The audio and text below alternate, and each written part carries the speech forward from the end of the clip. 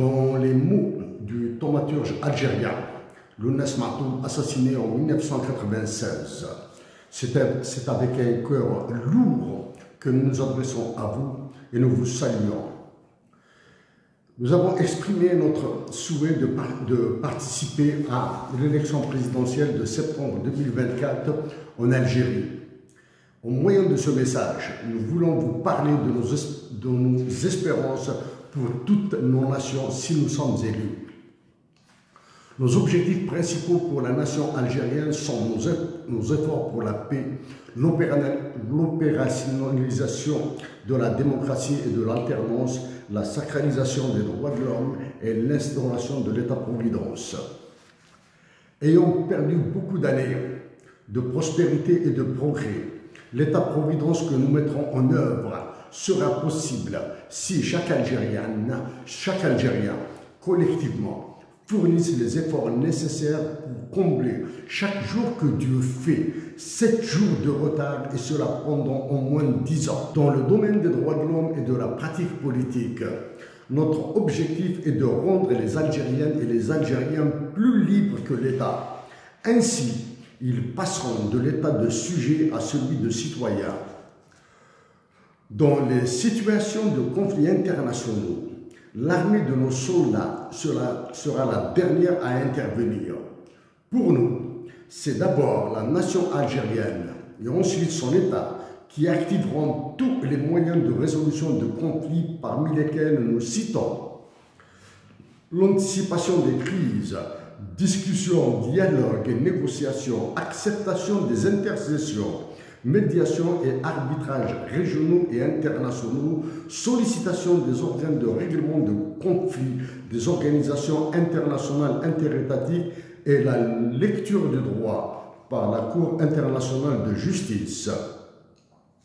Et dans les situations de catastrophes naturelles, l'État algérien et sa nation qui inclut son armée interviendront avec les garanties nécessaires pour l'exécution de leur part de solidarité telle qu'ordonnée par Dieu, l'omnipotent, le miséricordieux, et le devoir moral de tout humain de prêter assistance aux souffrants. La liberté de constitution d'avocats nord-africains ou de tout autre pays pour la défense de tous les accusés seront des garanties contraignantes et ou coercitives pour dynamiser la réalisation de la Charte universelle des droits de l'homme. Messieurs les chefs d'État, pour l'aide dont a témoigné le révolutionnaire et théoricien des révolutions Hussein Ahmed, qu'elles lui ont fourni pour son indépendance et au niveau régional, la nation algérienne est redevable auprès des nations tunisiennes, libyennes et marocaines. En regard, toutes les nations de notre espace régional et toute l'Afrique sont redevables aux révolutionnaires algériens et à la révolution algérienne pour l'obtention de leurs indépendances parce que la France, dirigée présentement par le roi Emmanuel Macron, avait décidé de faire de notre pays sa possession qu'elle a imposée dans l'article 6 du traité de l'Organisation de l'Atlantique Nord, l'OTAN, en faisant du modèle universel de libération des peuples qu'est la révolution algérienne. Toutes nos nations, tous nos États ont un patrimoine historique commun, une solide base morale et un efficace cadre théorique pour se lancer dans de réels processus de souveraineté et d'autonomie politique et d'indépendance économique. L'identité anthropologique, les valeurs musulmanes partagées et les héritages culturels et scientifiques nés des mouvements des savants comme Ibn Khaldoun, Ibn Sina et dans un temps plus récent, Mohamed Al-Koun, sont un vecteur des plus nobles pour un meilleur développement et dépassement de certaines susceptibilités. Pour notre part, et dans un autre volet, c'est un bonheur que nous ressentons quand nous écoutons des œuvres de Lounès Matoub reprises en Libye, Tunisie et Maroc, où les Libyennes, Tunisiennes, Marocaines et Nigériennes, comme celle de Nasr Rewan, Rouisha, Bombino et Tina Rewan, chantaient en Algérie.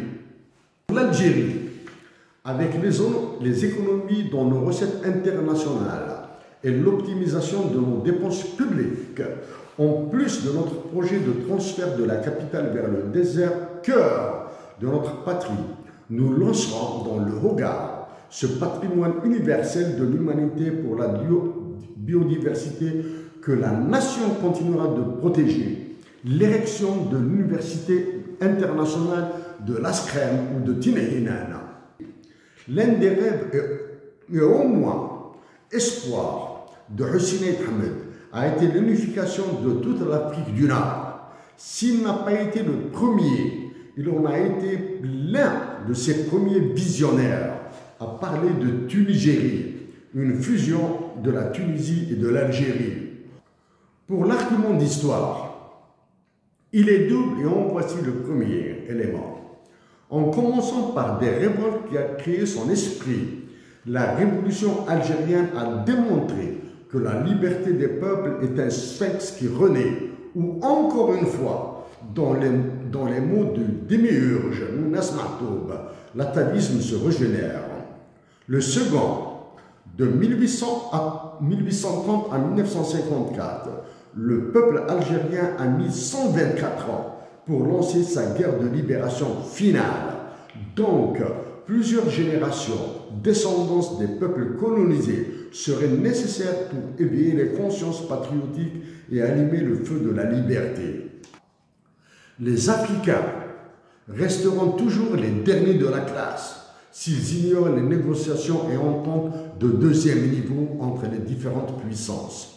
Si nous sommes satisfaits de la réaction de Ban Ki-moon, secrétaire général de l'ONU, à notre lettre de mars 2016 portant sur notre proposition d'initiative internationale baptisée BRINA, l'absence de réaction des secrétaires généraux qui se sont succédés à sa tête que nous avons relancé et des autres destinataires nous oblige à tempérer nos attentes. Les autres destinataires ont été Jens Stoltenberg, secrétaire général de l'OTAN, Jim Yong Kim, président de la Banque mondiale, Christine Lagarde, directrice générale du Fonds monétaire international, Nkosazana Dlamini Zuma, président de la Commission de l'Union africaine, Nabil Arabi, secrétaire général de la Ligue arabe. Dans cette initiative, nous reprenons 2 points. Déléguer une mission pour l'étude et l'évaluation des risques de violence populaire en Algérie et de l'embrasement sous-régional. Charger cette même mission d'évaluer les risques liés à la présence des forces de l'OTAN et autres forces internationales de la région. Nous devrons fournir une information additionnelle. En tant qu'élève à l'Université de Montréal sous la direction d'un professeur consultant auprès de l'ONU, nous avons fourni un très modeste travail sur la réforme du Conseil de sécurité de l'ONU, sujet passionnel, à l'ultime question du mitraillage que nous avons subi de l'assistance sur nos arguments pour une meilleure représentation de l'Afrique. Nous avions répondu que pour s'imposer, notre continent a besoin d'hommes comme Hussein Ahmed et Nelson Mandela. Notre message est lent, ce défaut à sa qualité, celle d'en reparler à l'avenir plus brièvement de ces sujets si cela s'impose. Nous sommes heureux d'être de la même patrie que Hussein Ahmed et l'Habib el-Mehdi, d'être du même continent que Modibo Keïta et Patrice Lumumba, de la même humanité que celle de Frantz Fanon. Par translation du principe d'incertitude de Werner Heisenberg aux ondes politiques et du théorème de l'incomplétude de Kurt Gödel aux solutions qui seront trouvées à tous ces problèmes, notre optimisme pour un meilleur futur de toutes les Nord-Africaines et tous les Nord-Africains ne peut être que modéré. Nous prions Dieu, le miséricordieux, de nous éclairer et guider vers le meilleur dans ce que nous ferons pour notre patrie, compatriotes algériens, nord-africains et tous les Africains. Merci.